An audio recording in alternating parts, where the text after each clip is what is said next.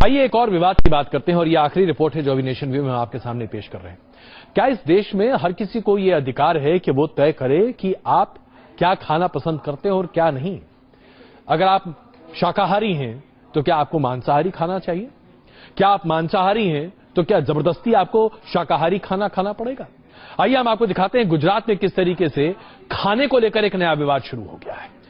पूरी सड़कों पर गुजरात में एक पोस्टर चिपका हुआ है। इस पोस्टर के जरिए यह अपील की गई है कि तमाम गुजरात के लोगों से कहा जा रहा है कि आप अगर संभव हो सके तो गौमांस या बीफ बिल्कुल मत खाइए। और इस अपील के साथ साथ इसे कुरान से भी जोड़ा जा रहा है।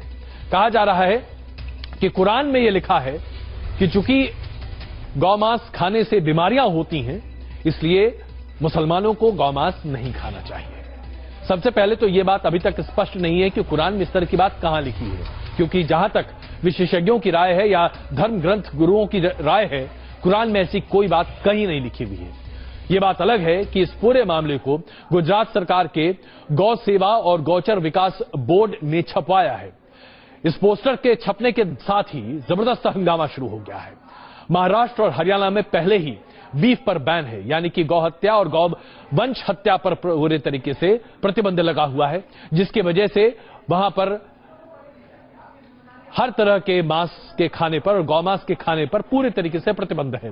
और अब गुजरात का यह नया प्रचार, जहां पर कुरान का हवाला देकर गौमांस खाने से रोक लगाने की बात कही जा रही है, यह हर किसी को अखरता दिखाई दे रहा है। मुद्दा दरअसल यहां यह नहीं है कि क्या खाना चाहिए और क्या नहीं खाना चाहिए। मुद्दा दरअसल यह है कि जब राज्य सरकारें यह तय करने लगती हैं कि लोगों को क्या करना चाहिए और क्या नहीं, तो ये एक इंसान की आजादी और उसके अधिकारों का हनन है। और यही बात तमाम लोग आज प्रदर्शित करते दिखाई दे रहे हैं, लेकिन भारतीय जनता पार्टी इसे मानने को तैयार नहीं है।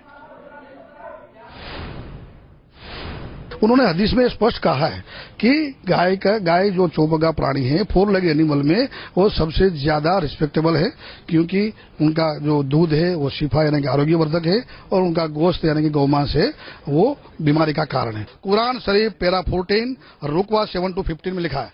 लेकिन सपोज कि नहीं है तो भी मोहम्मद पैगंबर साहब ने हदीस में तो कहा ही है और यही वाक्य लिखे। तो मोहम्मद पैगंबर साहब का भी इतना सम्मान होना चाहिए जितना कुरान शरीफ का या तो जितना हदीस का। इसमें कोई गलत बात है, गलत मैसेज को हम देते हो। तो आप देख रहे हैं किस तरीके से गुजरात में गौ हत्या और गौ मांस पर वाकई में एक जबरदस्त घमासान छिड़ा हुआ है।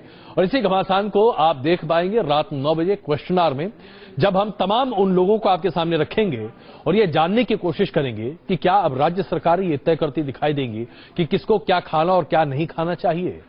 डॉक्टर को तय करने दीजिए, राजनीतिज्ञ इस पर क्यों बहस कर रहे हैं। देखिए खास पेशकश रात 9 बजे मेरे साथ क्वेश्चन आवर में।